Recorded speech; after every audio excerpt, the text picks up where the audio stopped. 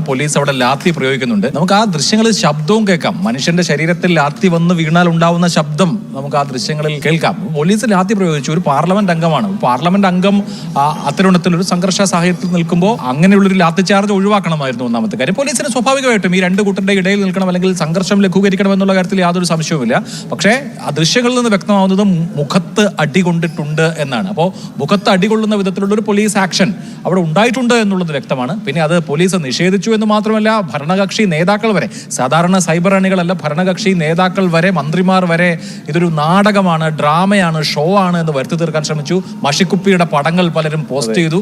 ഇത് ഒരു സംഘർഷ സാഹചര്യത്തിൽ ഒരു എം പിക്ക് പരിക്കേൽക്കുമ്പോൾ ആർക്കും പരിക്കേൽക്കാം. അങ്ങനെ എം പിക്ക് പോലീസ് നടപടിയിൽ പരിക്കേൽക്കുമ്പോൾ അദ്ദേഹത്തോട് ആശ്വാസപരമായ വാക്കുകൾ പറയുക എന്നുള്ളതല്ലാതെ ചോര കാണുമ്പോൾ അത് പെയിന്റാണ് എന്ന്, അത് നമ്മളൊരു എന്താ പറയാ, അത് ശരിയായിട്ടുള്ളൊരു രാഷ്ട്രീയ സംസ്കാരമല്ലല്ലോ. ഇതിനു മുമ്പ് മഷിക്കുപ്പി പ്രയോഗം നടത്തിയവരാണ് കേരളത്തിലെ KSU. മറന്നുപോയോ നിങ്ങൾ? മഷിക്കുപ്പി പ്രയോഗം നടത്തിയവരാ. ഇതെങ്ങനെയാന്നുള്ളത് അന്വേഷിക്കണം. ഇതും മഷിക്കുപ്പിയാണെന്നല്ല, ഇത് മഷിക്കുപ്പിയാണെന്നാണ്.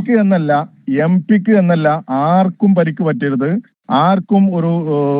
ആർക്കും ഇവിടെ സ്വതന്ത്രമായി ജീവിക്കാനുള്ള സാഹചര്യം ഉണ്ടാകണം. അപ്പോൾ എന്തായാലും അദ്ദേഹത്തിന്റെ ഇപ്പോൾ മെഡിക്കൽ റിപ്പോർട്ട്, ബേബി മെമ്മോറിയൽ ആശുപത്രിയിൽ നിന്ന് അദ്ദേഹത്തിന്റെ മെഡിക്കൽ റിപ്പോർട്ട് വരുമ്പോൾ മൂക്കിന് 2 പൊട്ടലുണ്ട്, ഇടതും വലതും വശത്ത് പൊട്ടലുണ്ട്. പക്ഷെ ഒരു പാർലമെന്റ് അംഗത്തിന് പരിക്കേറ്റാൽ ആ പാർലമെന്റ് അംഗത്തിന് പരിക്കേറ്റ പാർലമെന്റ് അംഗവുമായി ഐക്യദാർഢ്യപ്പെടുകയും ആ പോലീസ് നടപടി തെറ്റാണെന്ന് പറയുകയും പോലീസിനെ, ജനപ്രതിനിധികളെ പോലീസ് ഇത്തരുണത്തിൽ കൈകാര്യം ചെയ്യരുത് എന്ന നിലപാടെടുക്കുകയും ചെയ്യാനുള്ള ബാധ്യത മന്ത്രിമാരും ജനനേതാക്കളും എല്ലാ പാർട്ടിയിലും പെട്ട നേതാക്കൾക്കുണ്ട്. അതല്ലാതെ ഒരു പോലീസ് നടപടി ഒരു പാർലമെന്റ് അംഗത്തിന് മൂക്കിൽ നിന്ന് ചോര ഒഴുകുമ്പോൾ അപ്പെക്സ് അൾട്ടിമ തിരഞ്ഞു പോലല്ല ശരിയായ രാഷ്ട്രീയം. തീർച്ചയായും അത് കഴിഞ്ഞ ദിവസത്തെ ഈ സംഭവത്തിന് ശേഷം വരുന്ന ഇടത് സഹയാത്രികരുടെ പോലും ഹാൻഡിലുകളിൽ, സൈബർ ഹാൻഡിലുകളിൽ എന്താണ് ഇത് ഈ പറഞ്ഞ നേരത്തെ അഭിലാഷ് സൂചിപ്പിച്ചതുപോലെ പെയിന്റ് ഉപയോഗിച്ച് ഉള്ള പഴയ ഒരു ചിത്രം, അതിന്റെ തനിയാവർത്തനം എന്ന രീതിയിൽ വളരെ അപമാനിക്കുന്ന തരത്തിലുള്ള ഒരു നമ്മൾ കണ്ടതൊക്കെ അങ്ങനെയായിരുന്നു. പക്ഷെ ഇന്ന് രാവിലെ ദൃശ്യങ്ങൾ വരുമ്പോൾ ചിത്രം മാറുന്നു. അപ്പോൾ ഈ കോൺഗ്രസ് പറയുന്നത് പോലെ ഷാഫിയെ ടാർഗറ്റ് ചെയ്യുന്നുണ്ടോ CPM?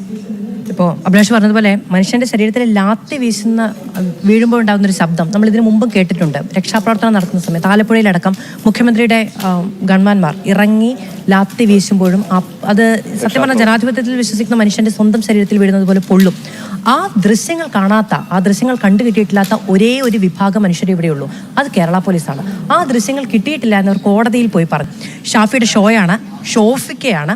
ഷാഫിയുടെ ഷോ ഇന്ന് ഉണ്ടാകുമെന്ന് ഞങ്ങൾക്ക് അറിയാമായിരുന്നു. അതുകൊണ്ട് ഇടതുപക്ഷത്തുള്ള പ്രവർത്തകരോട് ഞങ്ങൾ അവിടുന്ന് മാറി നിൽക്കാൻ പറഞ്ഞിരുന്നു.